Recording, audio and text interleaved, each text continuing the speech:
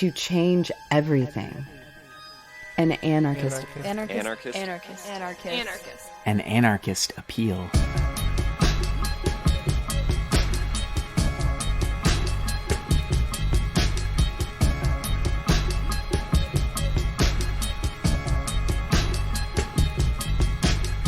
If you could change anything, what would you change? Would you go on vacation for the rest of your life? Make fossil fuels stop causing climate change? Ask for ethical banks and politicians? Surely nothing could be more unrealistic than to keep everything the way it is and expect different results. Our private financial and emotional struggles mirror global upheaval and disaster. We could spend the rest of our days trying to douse these fires one by one, but they stem from the same source. No piecemeal solution will serve. We need to rethink everything according to a different logic. To change anything? Start everywhere.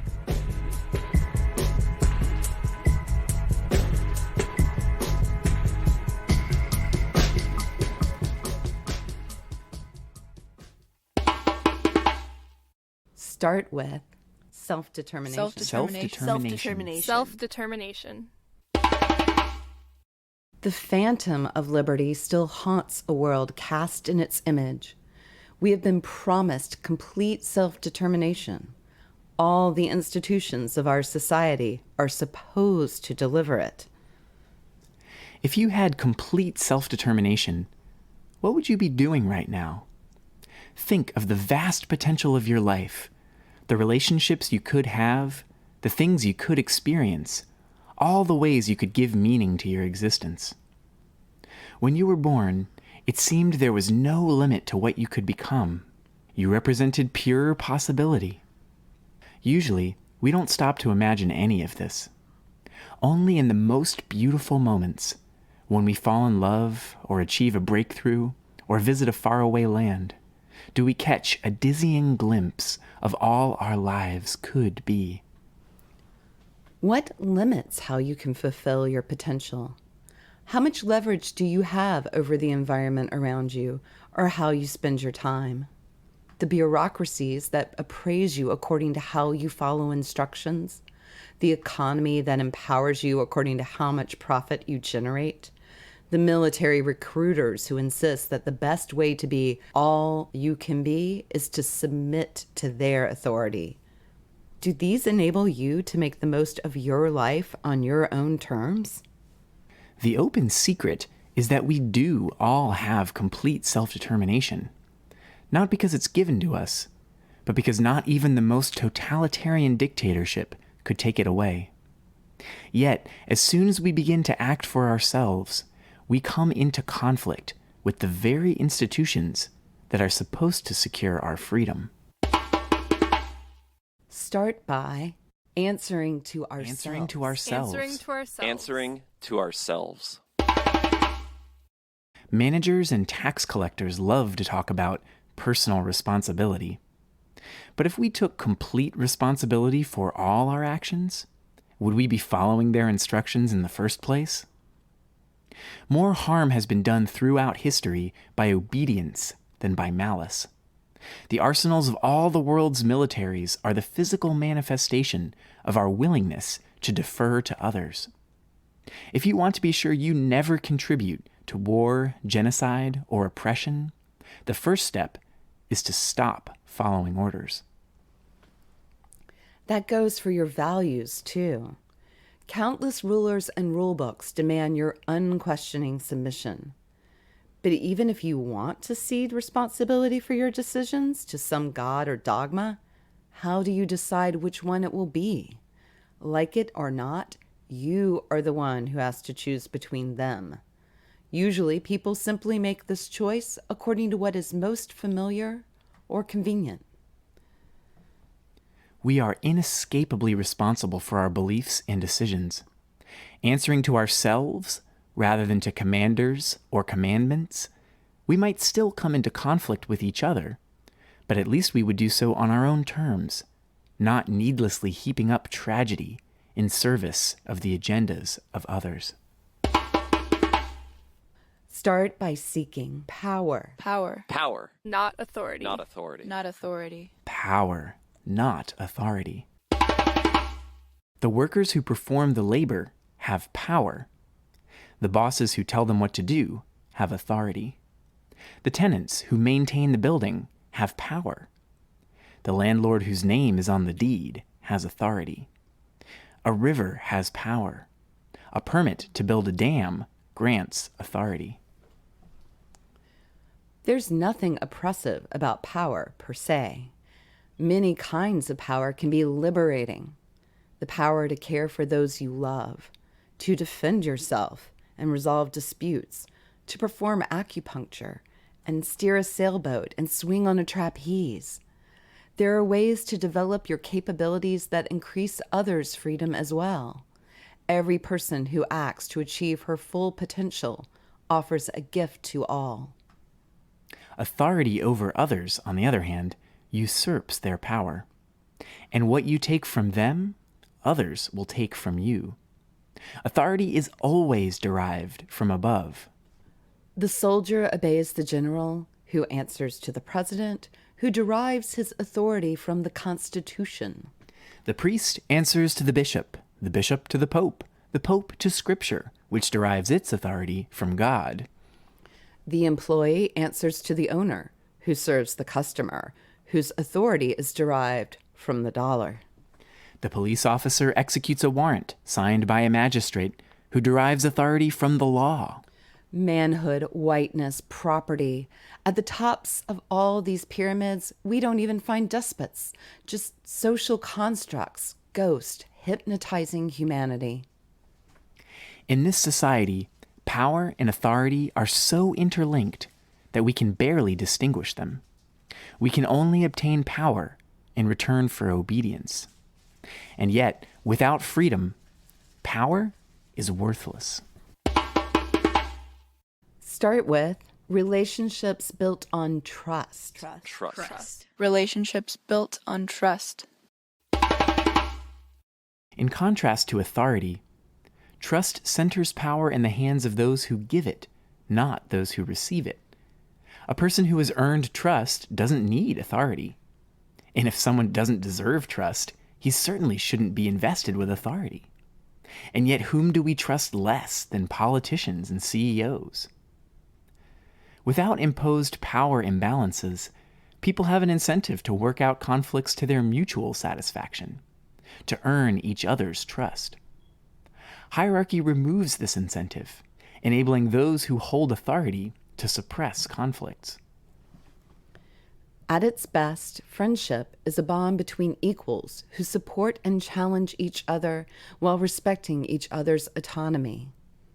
That's a pretty good standard by which to evaluate all our relationships.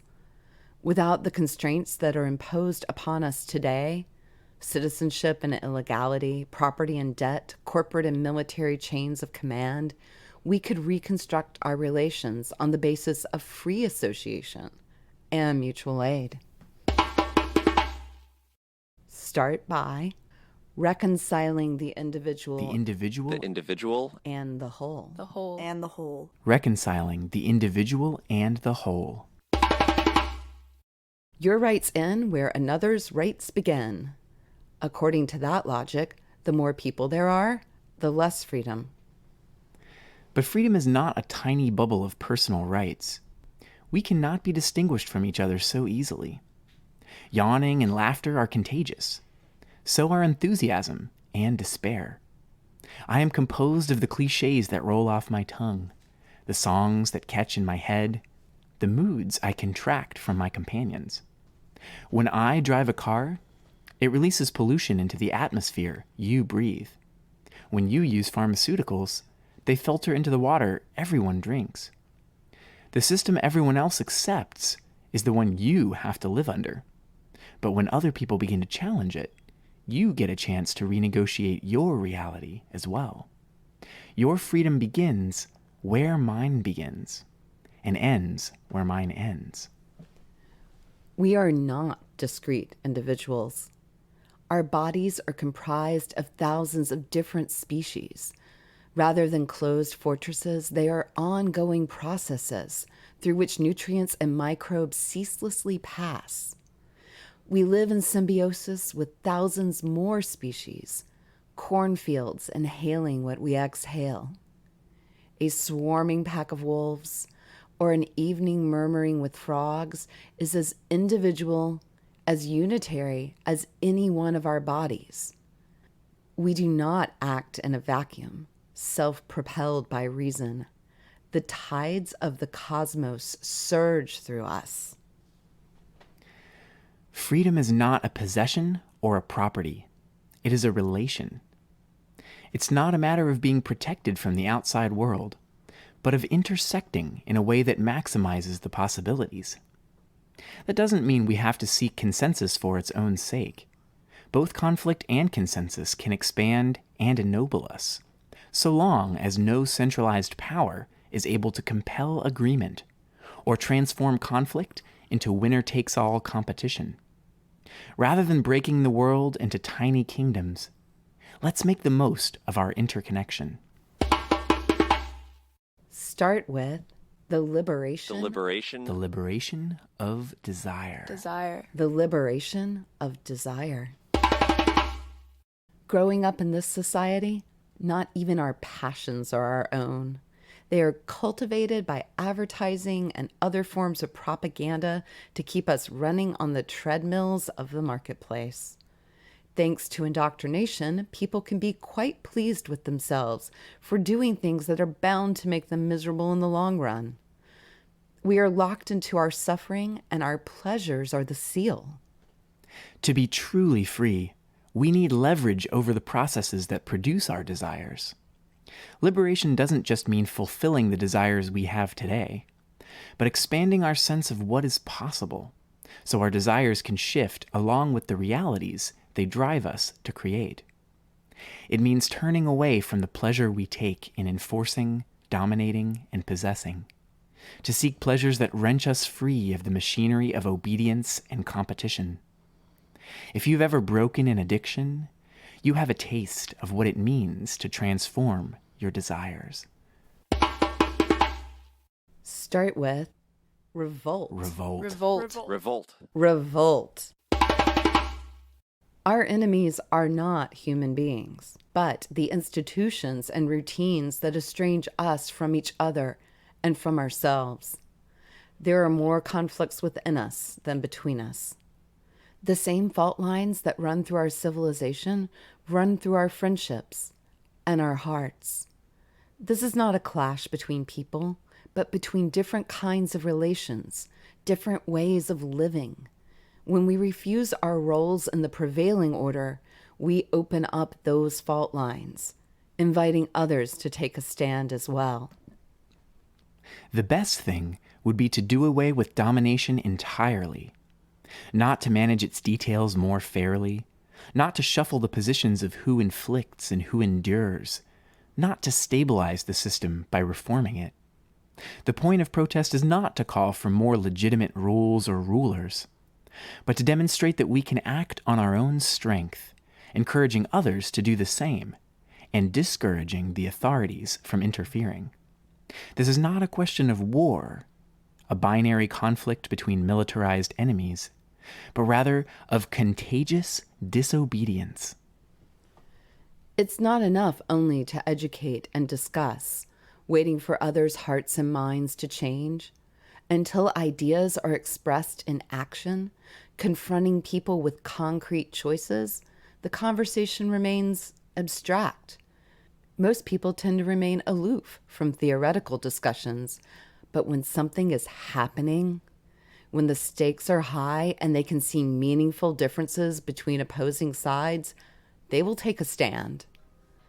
We don't need unanimity, nor a comprehensive understanding of the whole world, nor a roadmap to a precise destination, just the courage to set out on a different path.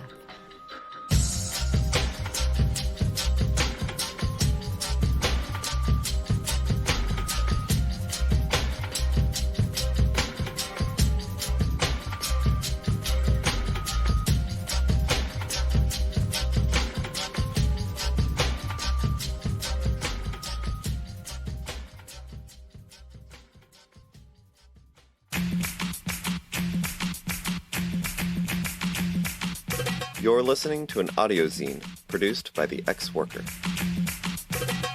A twice-monthly podcast of anarchist ideas and action. For more free audio zines and regular episodes of our podcasts, check us out at CrimethInc.com. The Ex-Worker. For everyone who dreams of a life off the clock.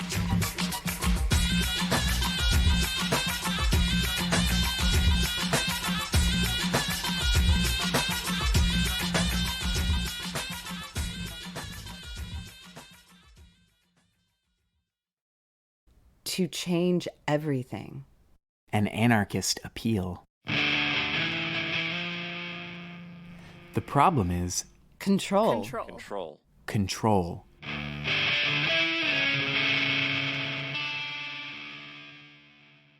The greater the imbalances that are imposed on us, the more control it takes to preserve them.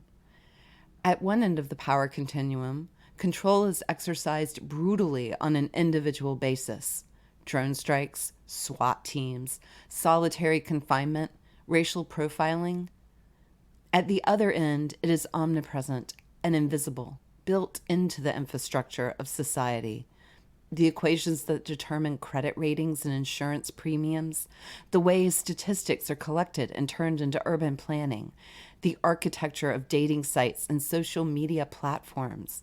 The NSA monitors what we do online, but it doesn't wield as much control over our reality as the algorithms that determine what we see when we log in. When the infinite possibilities of life have been reduced to an array of options coded in ones and zeros, there will be no more friction between the system we inhabit and the lives we can imagine. Not because we will have achieved total freedom, but because we will have perfected its opposite. Freedom doesn't mean choosing between options, but formulating the questions. The problem is hierarchy. Hierarchy.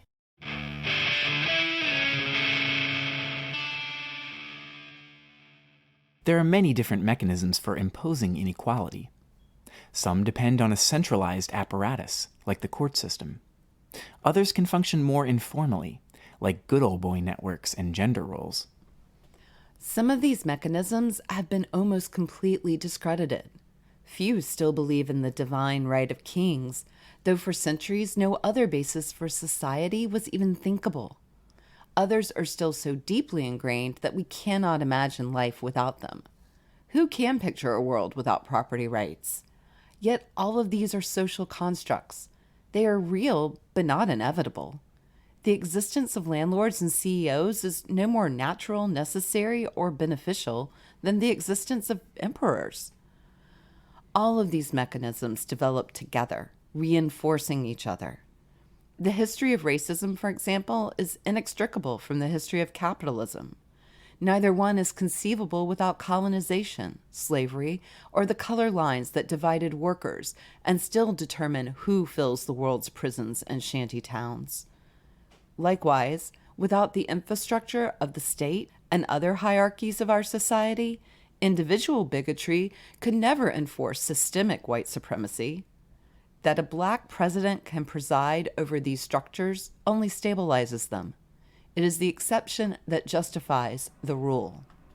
To put it another way, as long as there are police, who do you think they will harass? As long as there are prisons, who do you think will fill them? As long as there is poverty, who do you think will be poor? It is naive to think that we could achieve equality in a society based on hierarchy. You can shuffle the cards, but it's still the same deck.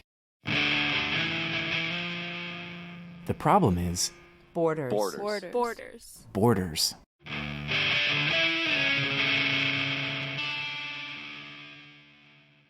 If a foreign army invaded this land, cut down the trees, poisoned the rivers, and forced children to grow up pledging allegiance to them, who wouldn't take up arms against them? But when the local government does the same, patriots readily render their obedience, tax dollars, and children. Borders don't protect us, they divide us, creating needless friction with the excluded while obscuring real differences among the included. Even the most democratic government is founded upon this division between participants and outsiders, legitimate and illegitimate. In ancient Athens, the famed birthplace of democracy, only a fraction of the men were included in the political process. The founding fathers of modern-day democracy owned slaves. Citizenship still imposes a barrier between included and excluded inside the U.S., stripping millions of undocumented residents of leverage over their lives. The liberal ideal is to expand the lines of inclusion until all the world is integrated into one vast democratic project. But inequality is coded into the structure itself. At every level of this society, 1,000 tiny borders divide us into powerful and powerless. Security checkpoints, credit ratings, database passwords, price brackets. We need forms of belonging that are not predicated on exclusion, that do not centralize power and legitimacy, that do not quarantine empathy to gated communities. The problem is representation. Representation.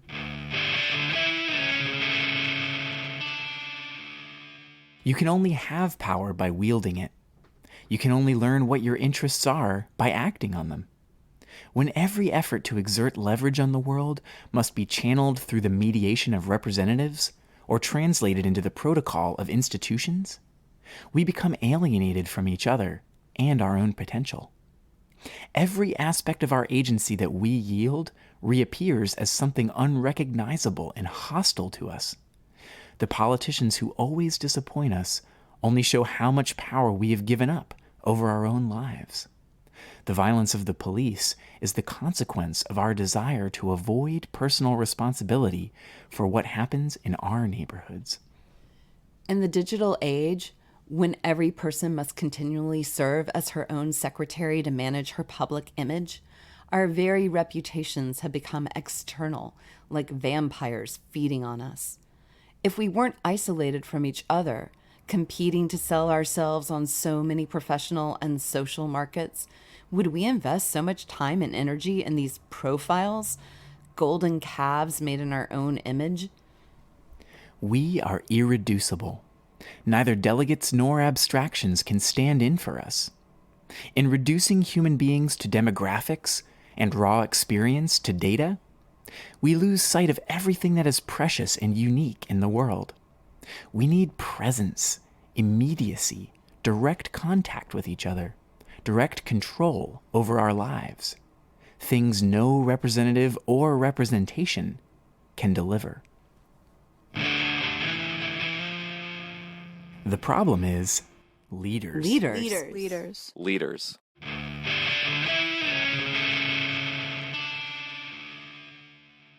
Leadership is a social disorder in which the majority of participants in a group fail to take initiative or think critically about their actions.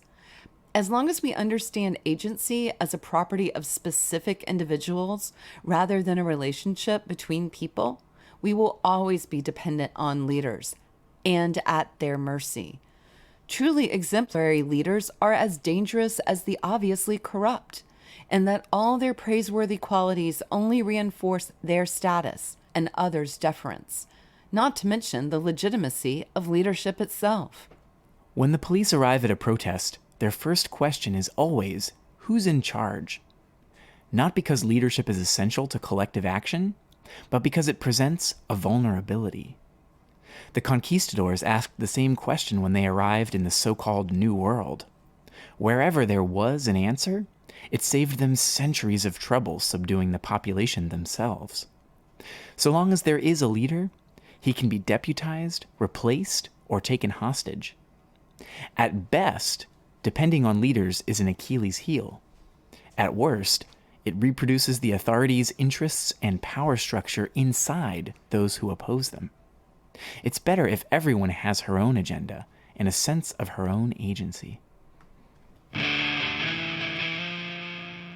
The problem is government. Government.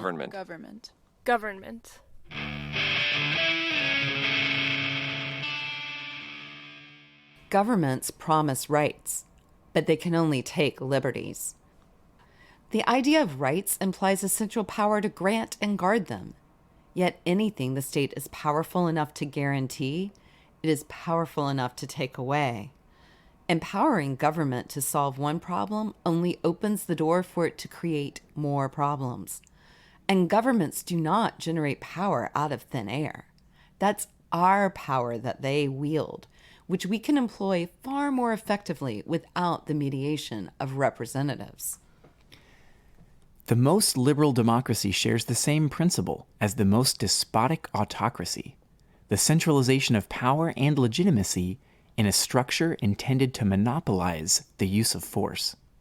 Whether the bureaucrats who operate this structure answer to a king, a president, or an electorate is beside the point. Laws, bureaucracy, and police are older than democracy. They function the same way in a democracy as in a dictatorship.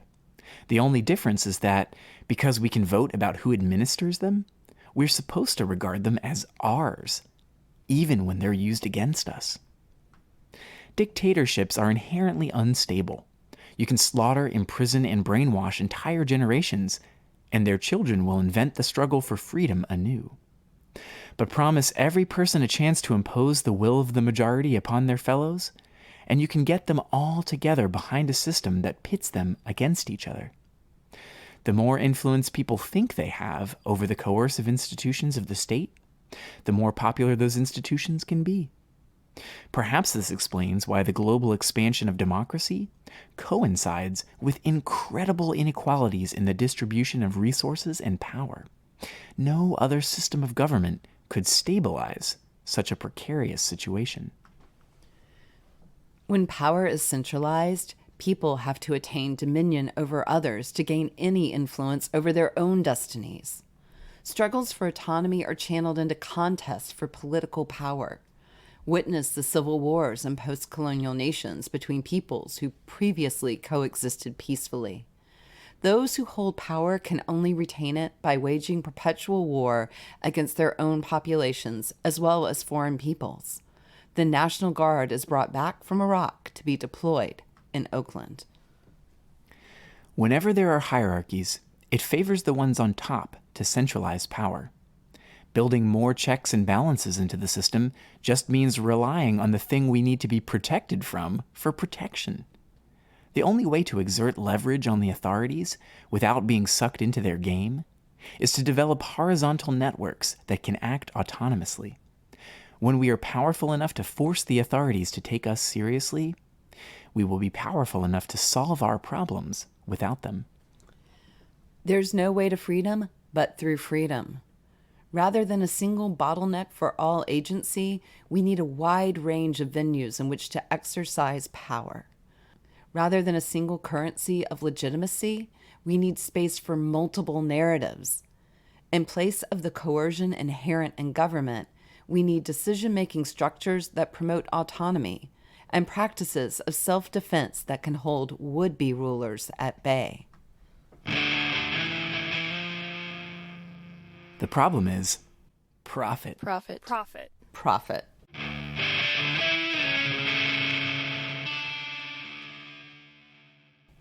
Money is the ideal mechanism for implementing inequality. It's abstract. It seems to be able to represent everything. It's universal. People who have nothing else in common accept it as a fact of life. It's impersonal. Unlike hereditary privileges, it can be transferred instantly from one person to another. It's fluid. The easier it is to change position in a hierarchy, the more stable the hierarchy itself is. Many who would revolt against a dictator readily accept the authority of the market. When all value is concentrated into a single instrument, even the irrecoverable moments of our lives are drained of meaning.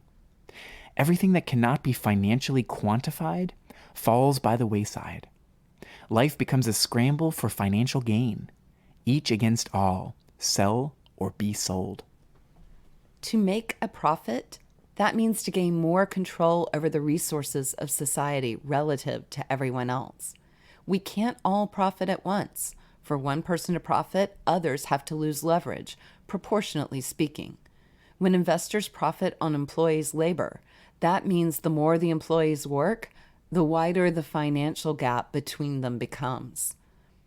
A system driven by profit produces poverty at the same pace as it concentrates wealth. The pressure to compete generates innovations faster than any previous system, but alongside them, it produces ever-increasing disparities. Where equestrians once ruled over pedestrians, stealth bombers now sail over motorists and homeless people. And because everyone has to pursue profit rather than accomplishing things for their own sake, the result of all this labor can be disastrous. Climate change is just the latest in a series of catastrophes that even the most powerful capitalists have been powerless to halt. Indeed, capitalism doesn't reward entrepreneurs for remedying crises, but for cashing in on them. The problem is property. Property.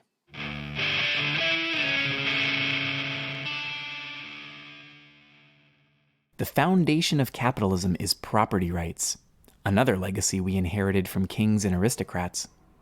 Property shifts hands more rapidly today, but the concept is the same. The idea of ownership legitimizes the use of violence to enforce artificial imbalances in access to land and resources. Some people imagine that property could exist without the state, but property rights are meaningless without a centralized authority to impose them. And as long as a centralized authority exists, nothing is truly yours either.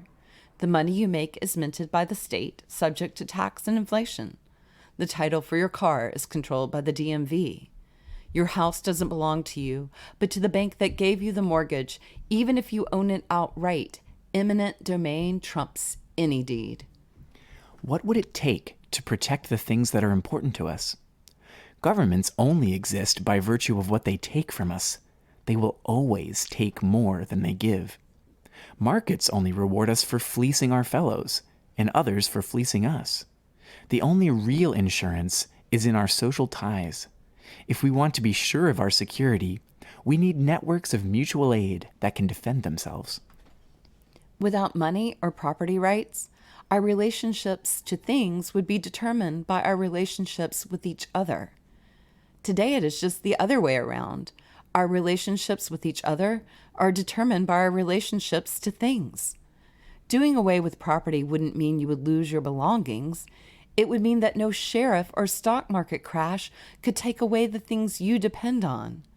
Instead of answering to bureaucracy, we would begin from human needs. Instead of taking advantage of each other, we would pursue the advantages of interdependence. A scoundrel's worst fear is a society without property, for without it, he will only get the respect he deserves. Without money, people are valued for what they contribute to each other's lives, not for what they can bribe others to do. Without profit, every effort must be its own reward, so there is no incentive for meaningless or destructive activity. The things that really matter in life, passion, camaraderie, generosity, are available in abundance. It takes legions of police and property surveyors to impose the scarcity that traps us in this rat race.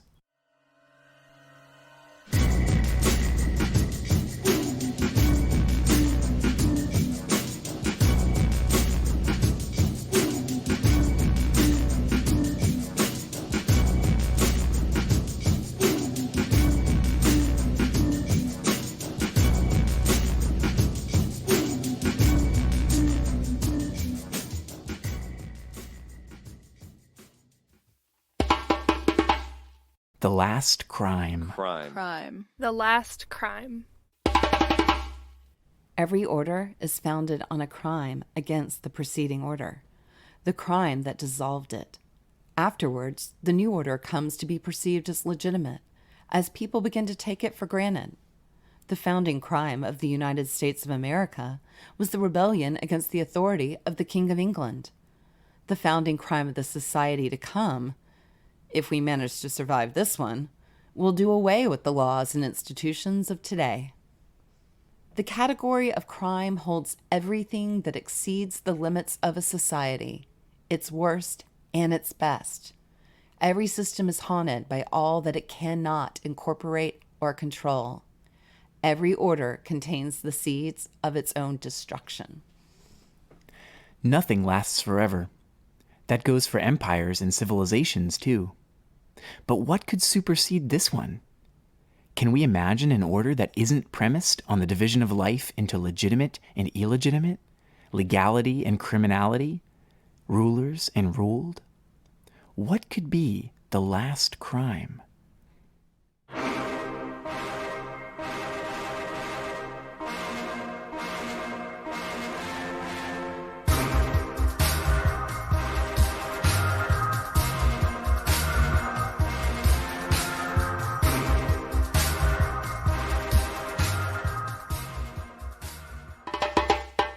Anarchy. Anarchy. Anarchy. Anarchy is what happens wherever order is not imposed by force.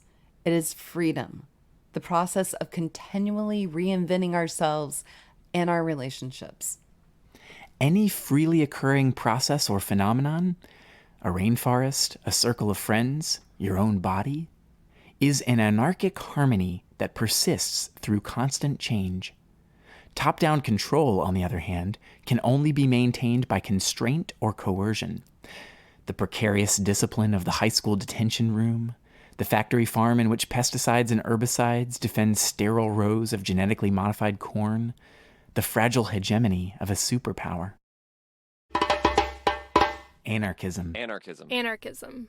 Anarchism is the idea that everyone is entitled to complete self-determination. No law, government, or decision-making process is more important than the needs and desires of actual human beings. People should be free to shape their relations to their mutual satisfaction and to stand up for themselves as they see fit. Anarchism is not a dogma or a blueprint. It is not a system that would supposedly work if only it were applied right, like democracy, nor a goal to be realized in some far-off future, like communism. It is a way of acting and relating that we can put into practice right now. In reference to any value system or course of action, we can begin by asking, how does it distribute power?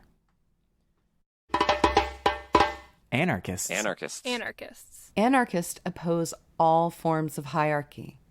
Every currency that concentrates power into the hands of a few, every mechanism that puts us at a distance from our potential. Against closed systems, we relish the unknown before us, the chaos within us that enables us to be free.